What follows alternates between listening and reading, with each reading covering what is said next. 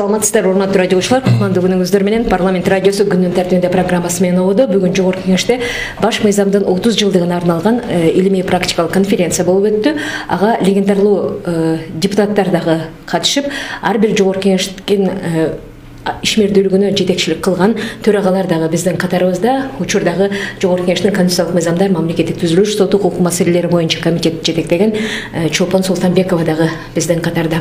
Саламатсыздарбы? Кош келдиңиздер. Баш мыйзам жөнүндө сөз болгондо коомдо ар кандай пикирлер айтылып жүрөт. Кайра-кайра өзгөртүүнүн канчалык зарылчылыгы бар эле деп, негизги конституцияны иштеп чыгууда бир канча убакыттар талап кылынган, элдик талкууга, коомдук талкууларга коюлган деп Медеткан Шеремкулович сиз айттыңыз. Ошонун жыйынтыгы менен кабыл алынган конституция бүгүн кандай өмүр сүрүп жатат? Урматтуу радиочулар, телеөрүүчүлөр, 3-3 жылдын 5 майында Кыргыз филармониясында Кыргыз Республикасынын жаңы биринчи конституциясынын кабыл алынышынын 30 жылдык байрамы болуп өттү. Мына бүгүн Кыргыз парламентинин залында ушуга эле байланышкан чоң конференция болуп отурат. Ар бир эле мамлекет өз эгемендүүлүккө жеткенде алдына ар түркүн максаттарды коет. Ошол максаттарга жетиш үчүн өзүнүн баш мыйзамдын негизинде башка мыйзамдарды иштеп чыгат. Себеби мыйзамсыз жашаган мамлекет ал цивилизованный мамлекет болбойт, өнүккөн мамлекет болбойт. Биз өзүбүздү 1991 жылдын 31 августунда көз карандысыз, суверендүү, демократиялык өлкөбүз деп жарыялагандан кийин өзүбүздүн жаңы конституциябызды иштеп чыгууга кириштик. Мына аны 1993 жылдын 5 майында кабыл алган болчубуз.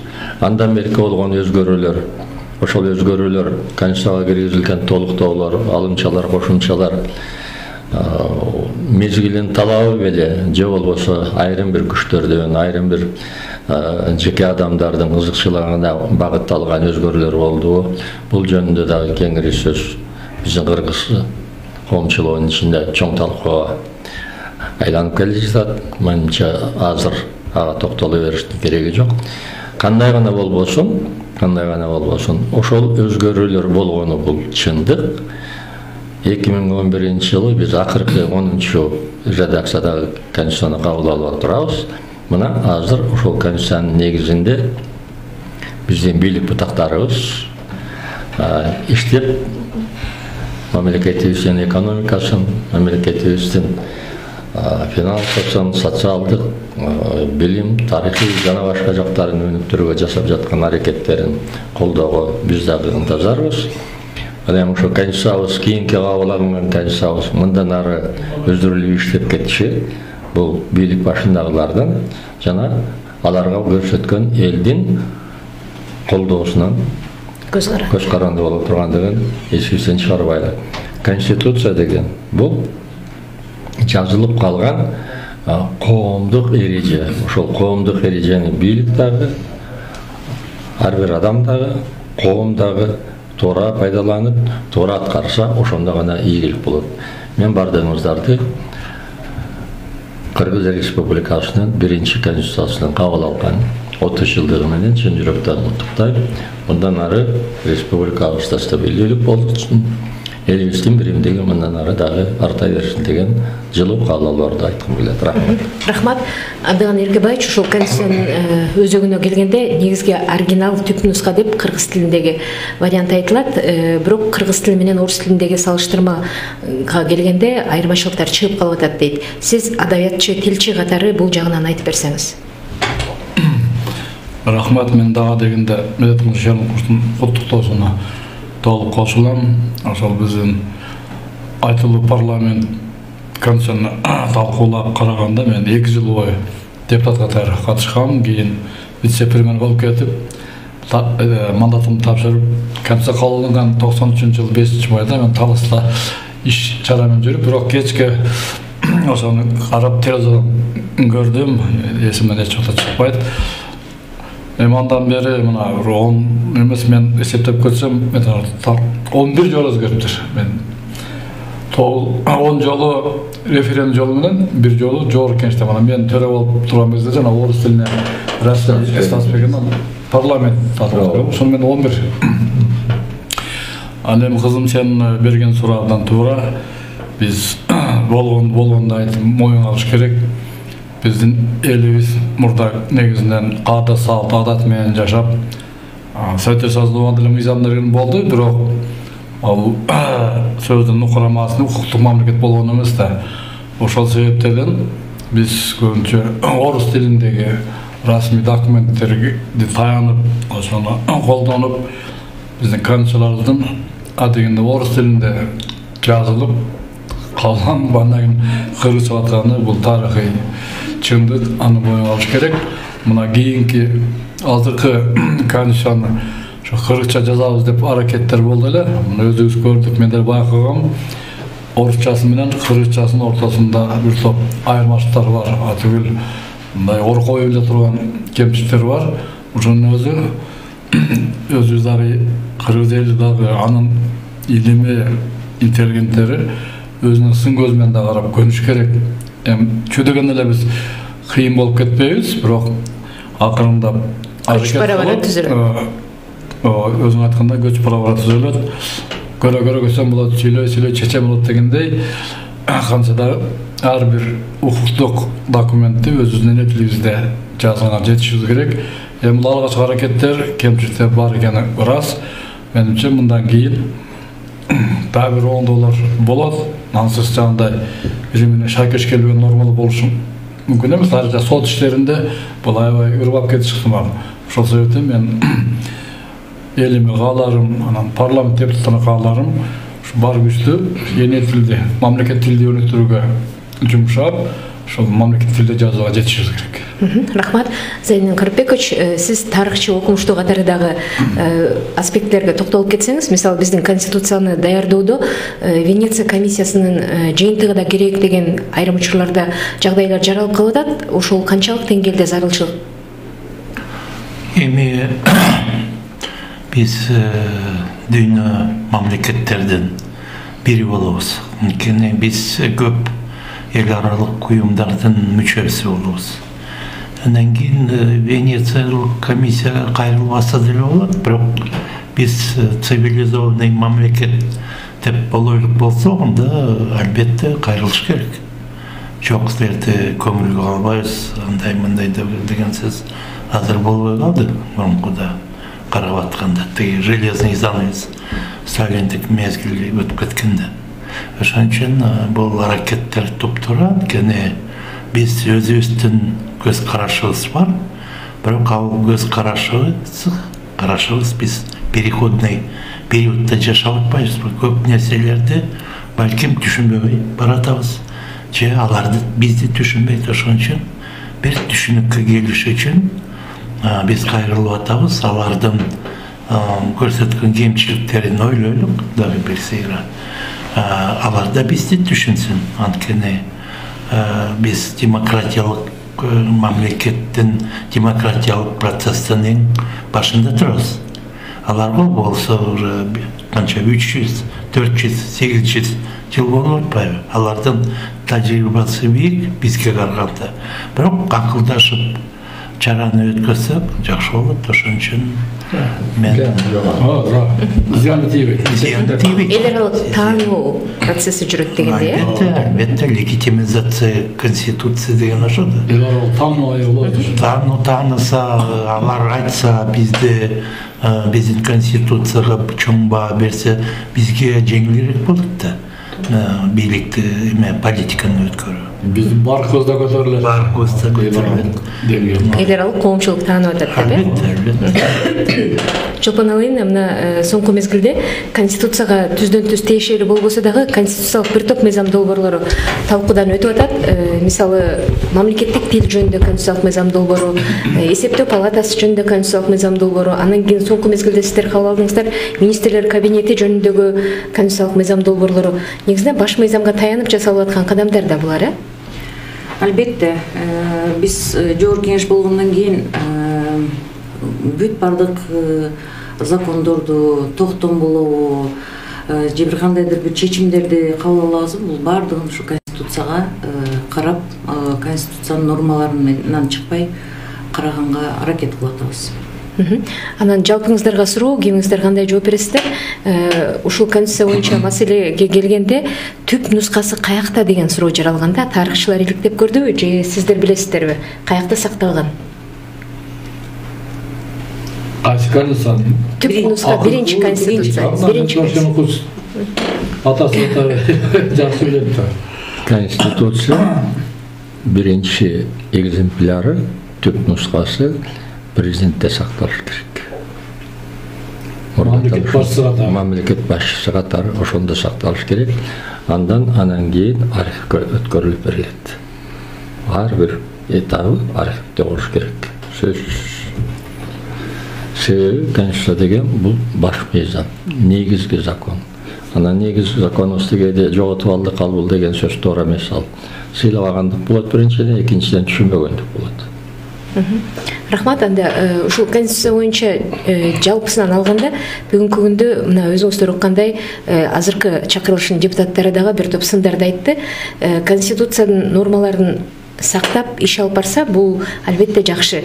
Кала берсе, ант берип аткандагы учурда конституцияга колун коюп ант беришет. Демек, мунун таасири жакшы болуш керек, эгер аткарылган нормалары бардыгы кынтыксыз болсо деген пикирлер дагы айтылды да. Сиздердин көз карашыңыздарда колду коюп атканда кандай таасир калтырыш керек конституцияга? Мисалы, ант берип аткан учурдан бир-эки эскерүүлөрдү айтсаңыздар. Колду коюп ант берип жатканда сенин берген антың конституцияга эмес, конституциядагы жазылган ар бир берени ошону мен аткарам, ошону сыйлайм, мен ушул конституциянын негизинде иштейм, жашайм, аракет кылам деген ой, пикир ошол ант берип жаткан кишинин өзүнүн жүрөгүнө түшүш керек, өзүнүн аң сезимине кириш керек. Булардан жакшы суроо, менимче ант берүү, азем бул биринчи ошо конституция, бул жалпы элибиздин улуттук сыйына турган китеби да, баш китеби ошо. Анан экинчиси Кудайдын, анын өзүнүн иманынын алдында дагы жоопкерчиликти көтөрүү деген сөз. Рахмат. Тарыхчы катары Зайниден Карпекович, айтсаңыз, мисалы бүгүн айтылды, Американыкы 237 жылдан бери 27 эле түзөтүүгө туура келген депчи. Жаңы статьяларды. Дегенкиси, тарыхый көз караштан алганда биздин конституциянын баасы кандай? Мисалы 10 балдык система менен эсептегенде кандай деп баа берсе болот? Мен конституцияны окугам. Жакшы. Төрткө коет элем. Америкалык конституциянын өзгөчөлүгү 12 жыл жазылган. Анын ичинде килеген аттуу юристтер жазган болчу. Ошон үчүн алардын жазганы көп нерселерди алар мамлекеттик госправо негизинде жазганда, мамлекеттик укук. Ал жерде алганда эле ошол эле эртеси күнү 10 поправка киргизген, декларация прав человека деген. Ошон үчүн бир правах деп 10 статьяны кошумча жазганда, андан кийин 17 болуп кетти. Эми ар кандай маселе карасаң, даже бир норма арак сатмай согуш мезгилинде сухой закон жөнүндө нормасы бар да. Америкалык конституциянын өзгөчөлүгү бар. Туура айтат, конституция кеп мындай болуп атпайбы? Эң жакшы конституцияны жазсак болот. Бирок аткарбасак декларативдүү болуп. Аны жөн эле декларация болуп калат. Конституция Сталиндик мезгилинде андай жакшы конституция жазылган. Бирок ишке ашкан жок да. Зайндан туура айтты, мен мындай маалымат этин тактап кетейин. Мына мен айткан Шенуктун башына алган конституцияны мен так айтып жүрөм. Биз 3 жыл бою аденде концепциясы, андан кайра талкуу, ийилеп, камырда жууруп, мына 3 жылда калганган андан элге салынып атып алам, туурабы? Көптө. Менин өкүнгөнүм андан кийинки конституциялар ушул, андан шашылыш. 1-2 айда эле elге салып референдум жолу ал андай болбойт. Американ конституциясы ушунга чейинки үлгүлүү жагы ал туруктуу конституция, стабилдүү конституция тез биздеги сыяктуу алмашып турбаса туруктуулук болот. Анын башында конституциялык стабилдик деген. Мен ошону 1998-жылдары жаздым эле.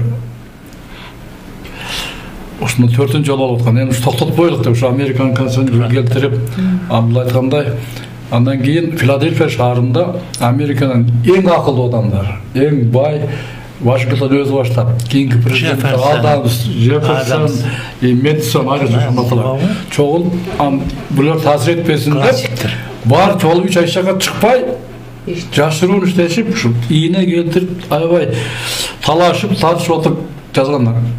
Накты акылдуу адам жазган. Бизде эми кээде тежеси жок эле көчөдө кыйкырган кишилерди кошуп коюшат. Яны көрүп жүрөбүз. Антпеш керек, адистер жазыш керек, акылдуу адамдар, мамлекеттик деңгээлде иштеген адамдар, сону көргөн элендер. Мен ылайым дагы эле ошол максатыбыз ушу конституцияга ыйык мамиле кылсак, тез өзгөртпөсөк. Азыр менин тилегим ушул айрым кесипте дагы көрүнүп турат. Бул жолда шашыш болуп калды, мен ачат. Ошондо мен айткам, койгула, өтө шашып атасыңар, адистер аз болуп атат, кошкула мына аксакалдар десем болбой, мейлим, алардын эркеле саясий.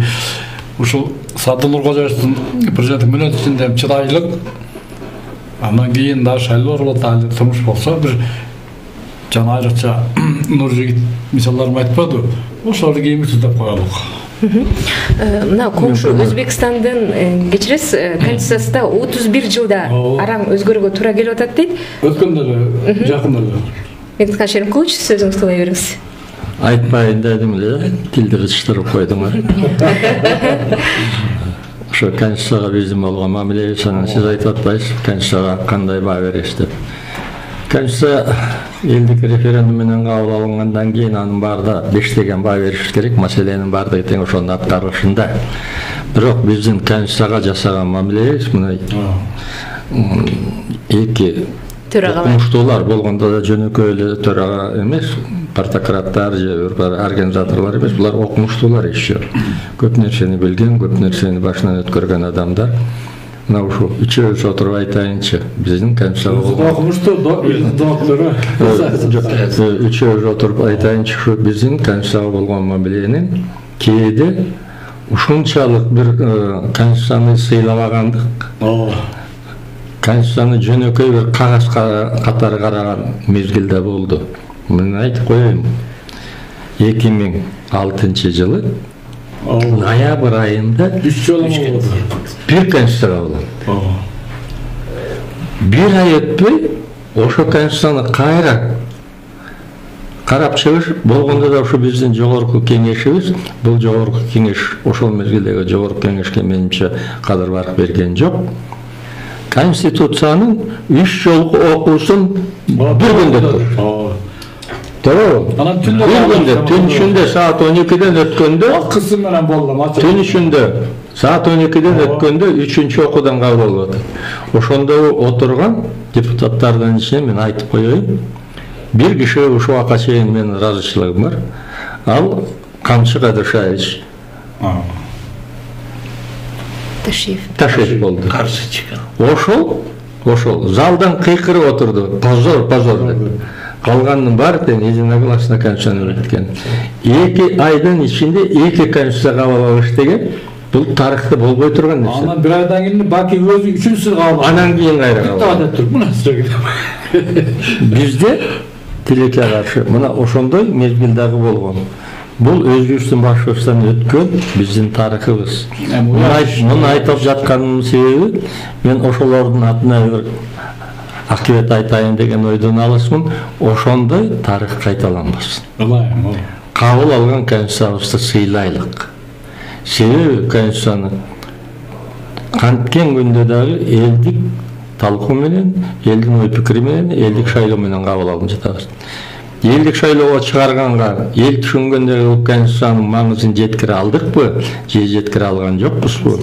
Айрым группалардын, айрым адамдардын кызыкчылыгы үчүн ушу конституцияны өткөрүп коелук деген бизде чындыгында биринчи орунда ошол болуп кетип атат. Конституцияны кабыл алган. Ошого барбайлык. Конституция күнүбүз кут болсун. Рахмат, анда атайын студияға келіп, қызықты маек көріп бергеніңіздер үшін. Құрметті радиошылар, парламент радиосының бүгінгі күннің тәртібінде программасының шығарылышында легендарлы парламенттен өкілі қатары Медетхан Шеримкулов, ошондой эле жогорку кеңеште кезегинде төрагалық кылып башкарып турган Абдыган Эркебаев жана Зайниден Курманов, учурдагы парламенттин 7-чакырылышынын депутаты Чолпон Султанбекова